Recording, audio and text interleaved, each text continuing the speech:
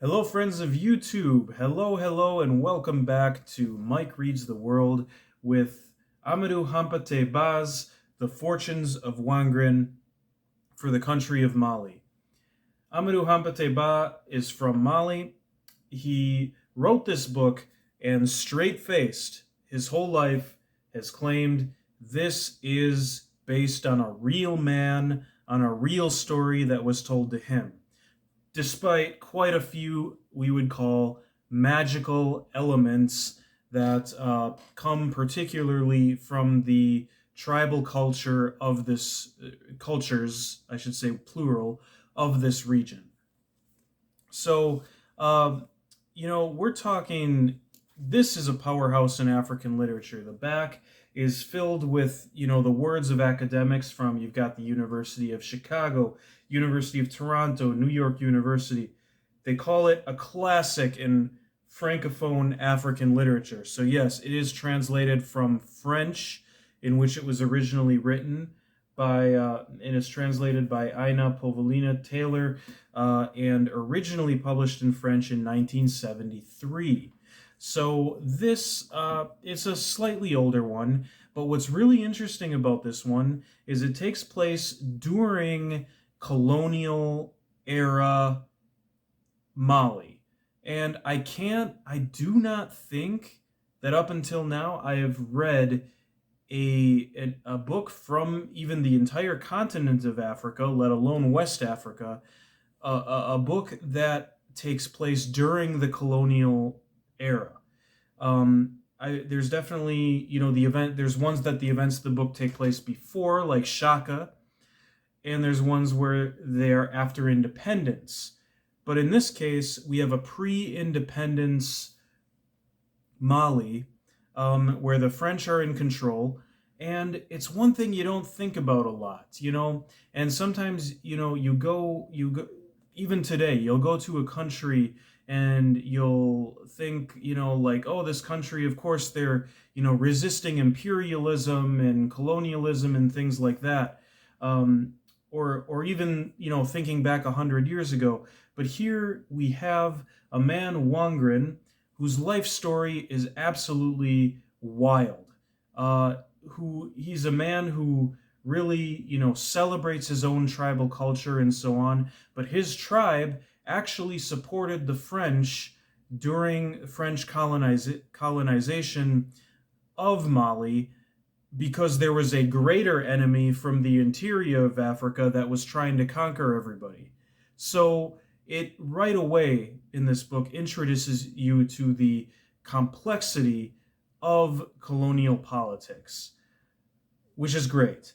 And I'll get into a little bit how the writing is later on, but Wangrin, he's born in this tribe that helped the French colonize Mali against a native African tribe that was brutally conquering, this certain region of Mali, from what I can gather. And he's educated by the French. So one of the ways that the French guaranteed the loyalty of different tribes that helped them was by educating their children in their schools, and at the same time also kind of holding these children hostage. Again, this is what I'm understanding just from this book. So, in that and there's a lot of footnotes in this book, by the way, that help you as you go along. So it's that kind of book. But you can tell at least that, and these footnotes come from the original French version as well. So the author wrote this with a true intention, I think, of educating people from outside of Mali on what is going on in Mali, because he holds nothing back in the writing as far as slang, cultural customs. It is an immersive experience in Mali colonial times, Mali colonial culture, the bureaucracy. So anyway, let me continue, try to finish telling the story of this Wangrin. So Wangrin, educated by the French, but still very close to his own tribal customs. And as I said, the author claims that all of this was true and told to him by Wangrin himself. But to give you an idea of how that really kind of clashes with some of the tribal you know, magical elements that perhaps Wangrin believed to be true uh, are all part of the book as well. I will read you a little section here that gives you an idea, and this is the idea of the the double that people in this culture will adopt a sort of double or pseudonym. I may be conflating the terms here, but I'm just going to read this part because it gives you an idea not only of that, but about some of the themes of the book that I'm going to talk to you about. And it is really good and worth reading if that's all you want to hear from this video. But I'm going to continue to talk more about it. This is so far one of the best of the region that I've read. So, that being said, I'm going to read the section. At that time, Wangrin had already adopted one of the most significant of his pseudonyms, Gongolama Suke, a legendary deity in Bambara mythology. This god could neither be soaked by rain nor dried by the sun. Salt could not salt him, and soap could not clean him. Although he was soft as a mollusk, no metal, however sharp, could cut through him. The elements did not affect him in the least. He never felt hot or cold. When he slept, he closed only one eye. Because of this, he was feared by night and mistrusted by day. Simultaneously, he married dawn and twilight and had his union blessed by the scorpion, Gosen, one of the oldest patriarchs in the whole world. Before the sun, Gongola Suke was lunar, and before the moon he was solar. He took advantage of this confusion to create dissent between the two heavenly bodies, symbolized by Calomina, the eclipse, but blamed this mishap on the cat. Moreover, he exploited the darkness caused by an eclipse to sow terror in the hearts of Haram Denwe, or sons of Adam. I should also say, this is a pause in the reading, Wangrin is like a mix from his parents of like Islamic and animist religion. So this is an important mix that I'm sure you can probably still find influencing the culture of Mali today. I will continue. Gongolama Suke was also shepherd of the stars and took them to graze in the endless, uncharted plains of the cosmos. The Milky Way represented the bulk of his flock. Both kind and ill-disposed, chaste and libertine, Gongolama Suke, a weird divinity, used his nostrils to absorb drink and his anus to ingest solid food. His, I don't know if I'm allowed to say that word, you know what, was planted right in the middle of his forehead. His mouth was tongueless and furnished with toothless maws, sharper, however, than a brand new razor.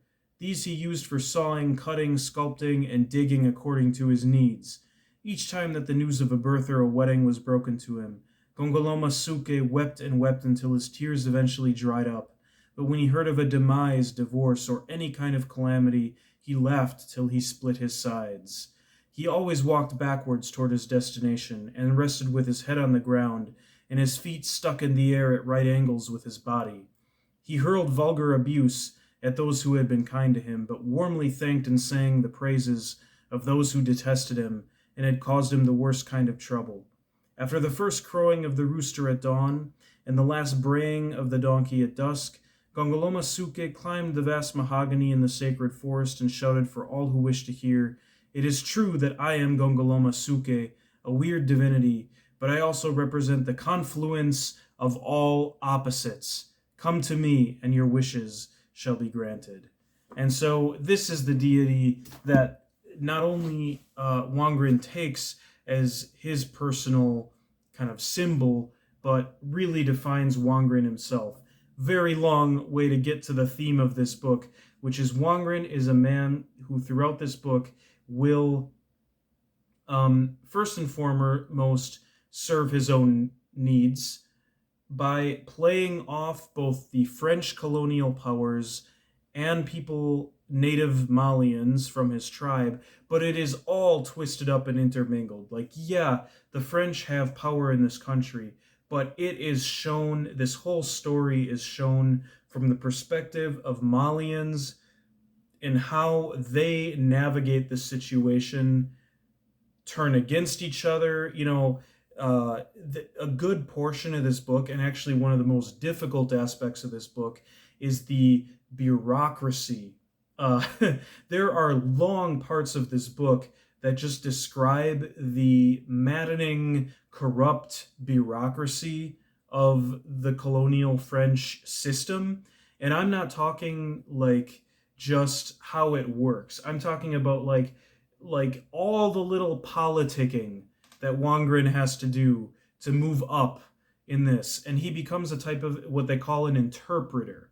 So an interpreter is essentially the highest ranking position, it seems, that a native-born Malian can be. So you get to be the level of interpreter to serve a commandant who is with the French, right? And for most French military men, being a commandant is not the best place in life that they wanted to be. They're being forced to leave their wives back at home. They come here to Mali. They have their affairs, and with native women, and they kind of do what they want. They're either good or not. In the case of Wangrin, he ends up serving a specific commandant, or commandant, I guess would be the French pronunciation, that is very negligent. Just says, you know what, Wangrin, do whatever you want.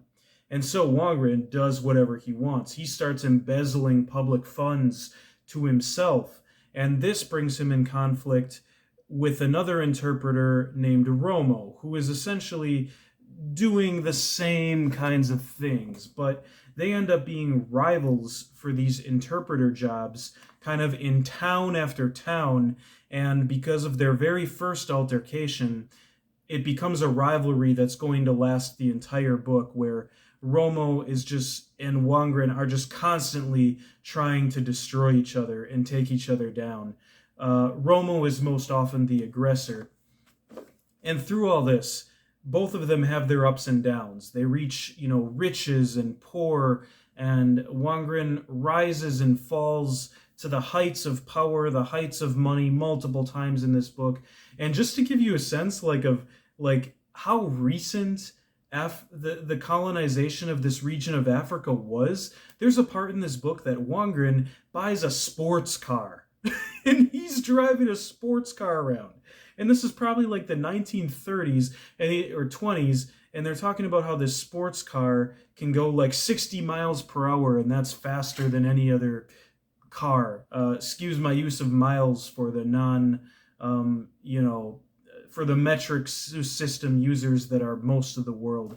But that's, just what comes to mind, and I think even how it's translated in here. Maybe it was kilometers and I'm just mixing it, but whatever. The other thing is, there are a few, I wanted to address this always because I know that, sometimes I get a few female viewers who care about how are the females treated and women treated in the story.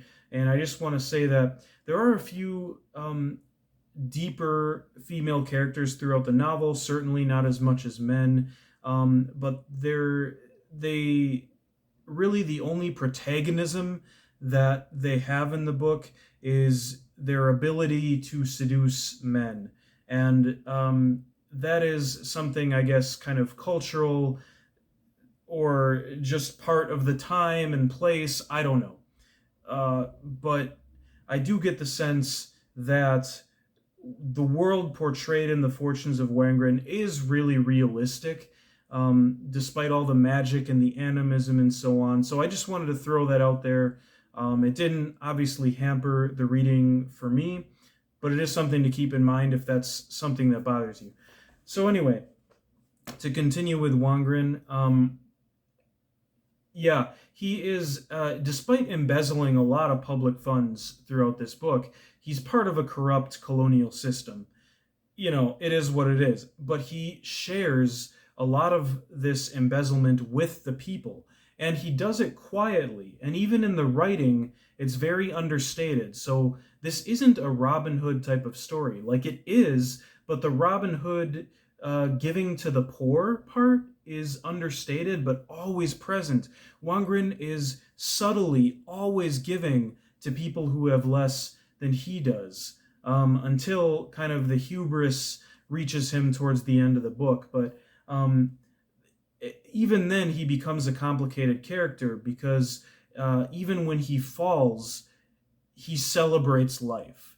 And I hesitate to tell you whether Wangrin, how it all kind of ends for him, but I feel like it's something I really want to express. So, if this story interests you, it's hard to get through in some parts. Like, there's some parts where I kind of skimmed because it's politicking, it's bureaucratic. Like, a good portion of this book is just bureaucratic, political conniving. Like, one man with another, right? Or in a few cases, women get involved as well. More often than not, using their bodies as as the way that they are influencing things, or at very least their charm, right? I shouldn't say just their bodies, but their charm, right? And their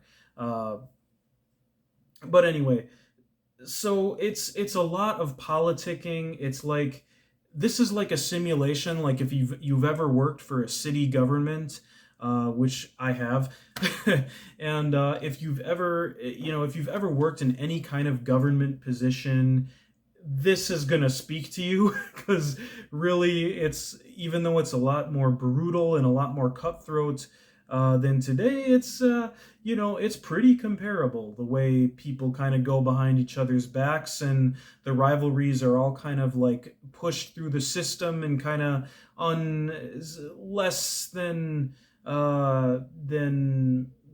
kosher, not kosher, less, not exactly by the book, right? There's some corruption going on, right? So there's all this. But the real movement of the book, it just is the story of the ups and downs of a man who you come to know as truly extraordinary by the end of this book. Like, he's very imperfect, but he's also quite likable, quite charming, and he's definitely extraordinary, this Wangrin. And the way it ends really puts a cap on that for me. So, by the end of the book, I decided, okay, this is a book worth reading and worth rereading, but it's another one of those that it took me a long time to really get into it. It started promising, then it seemed like it was dragging.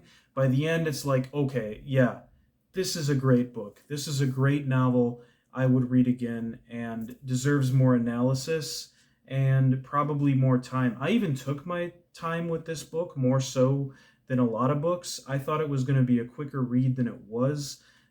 But even so, I feel like I need to read it again to really start to absorb all of the intricacies and think about all of the symbolism that was foreshadowed in how things turn out and where it's going and how kind of one thing led to another. And so, with all that being said, if you don't want spoilers about the end, that I'm going to still try to be vague, but if you don't want any spoilers about the end, go check out this book. I do assure you, it is one of the best of the region that I've read so far in this project. Okay? Ready for spoilers. Yeah, so the number one thing I want to talk about how it ends is that in the end, the fortunes of Wangrin disappear. His final wife, or I don't know if it's even his wife, but lover, is a French woman who's living abroad in Mali and ends up kind of ruining him, more or less, and kind of taking all his money and going off with a lot of it. And so Wangrin really ends up kind of where he started, and he becomes a bit of the town drunk where he lands. So he's gone from the absolute maximum of riches. And the way he gains these riches is fascinating, He does it by pure speculation, by basically lying to people and saying, hey, I have this brother who has just, huge amounts of money to invest. And he gets all of these these people, these farmers and herders and things that produce their product to invest basically in his business just by his charm alone. But that investment actually creates a real company that he can now work with. So it's a huge risk. I mean, like, he could have totally ruined himself by doing this, but he amasses by his charm and by promising all these people that I've got this brother that can invest, even though he doesn't really, he and says we'll pay it forward, right? He actually makes it big off these initial promises and creates this big corporation. Then he opens a restaurant, he gets a sports car, he brings down his rival Romo, completely humiliates him and escapes him.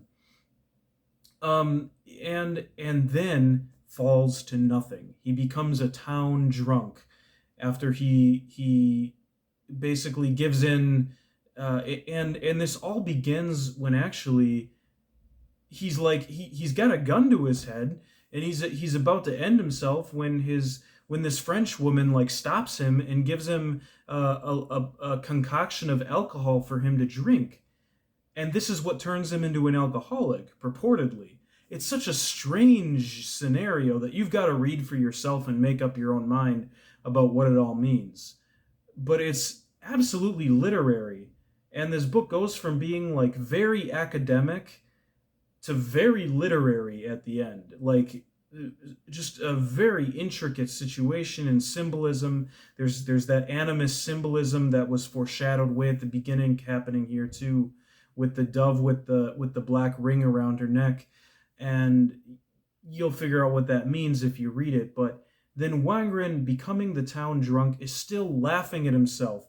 He's still sharing some of the money that he begs for with other people, and just working as, like, he's an educated man, so he's working writing for blind people, in the village. So it's like he's still this compassionate, jolly man at the end of it, even though he's turned into an alcoholic and kind of given in to this sort of hedonism that the book describes.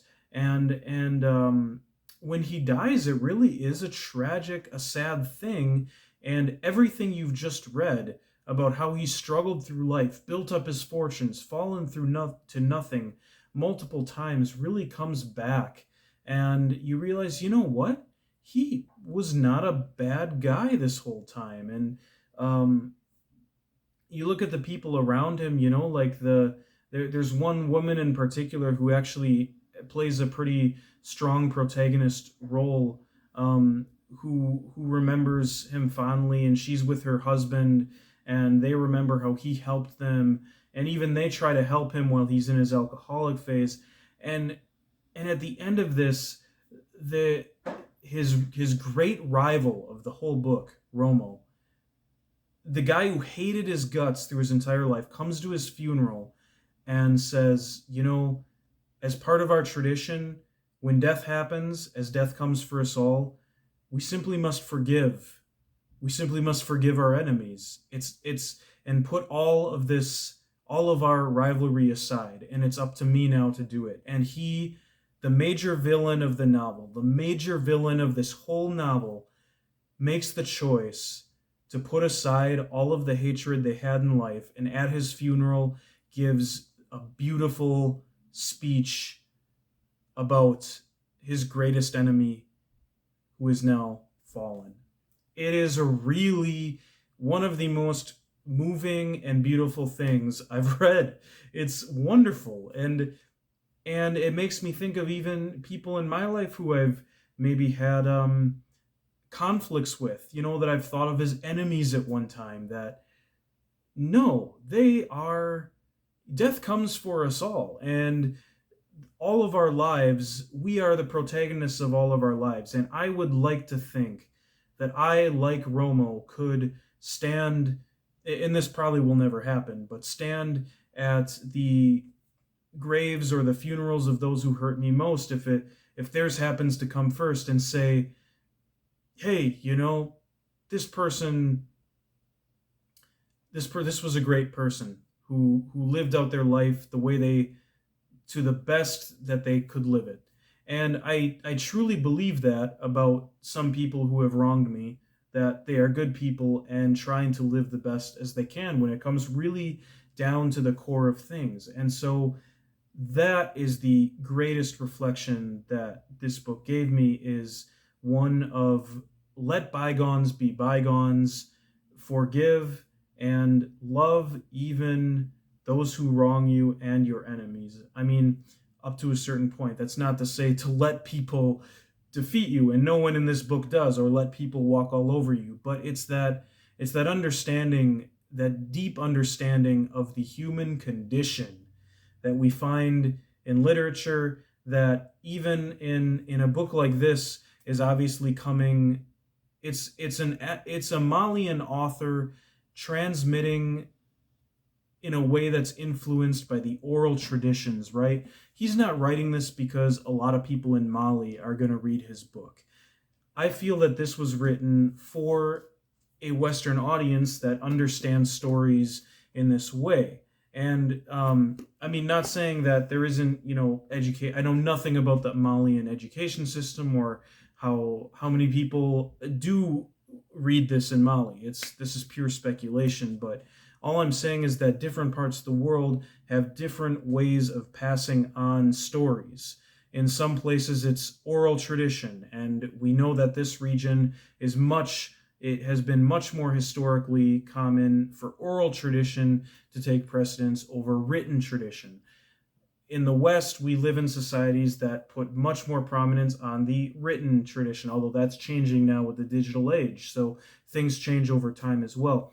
When people talk about like the Andes, the Incas had the quipu, the knots, which is a horrible, the little chords that we've unfortunately lost most of, because the Spanish, when they colonized Peru and the Andes, destroyed most of it. But that is another type of storytelling, I believe, that we have just not uncovered. And and so, writing is not necessary, or should I say storytelling, the passing on of information, is not necessarily just writing.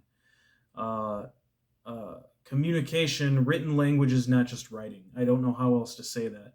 There should be another word that doesn't imply that writing, physical form, or this stuff, that it doesn't necessarily have to be like words written on a piece of paper, right?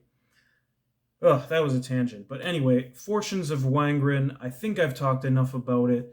I've got my feelings out about it. I didn't read it as carefully as I wanted to, even though I gave it as much time as I possibly could, while keeping this project moving. It's a book I'm going to come back to, plain and simple.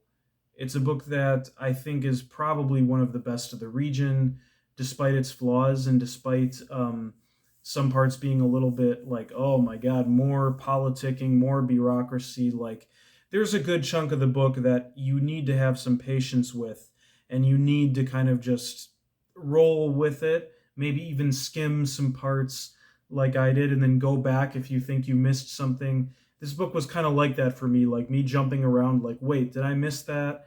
And going back. But, you get to the end. The chapters at least are short. So it's very, very much one you can get through in small chunks, and that helps. So, yeah, that's the Fortunes of Wangrin for Mali. Long video, but the book was well worth it and well deserving of an extensive discussion about it, because there's not a single, from what I can tell, or from what my search, there's not a single other video on YouTube about this book.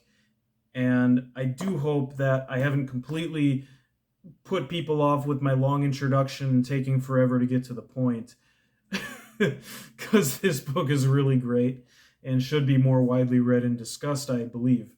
So, Fortunes of Wangrin, Amadou Hampaté Ba. More to come on this one. Someday something scripted, as I say for so many of these. I hope I have enough time to do it at some point. So thank you all for watching, and subscribe if you enjoyed and this is your first video. And we will see you next time on Mike Reads the World.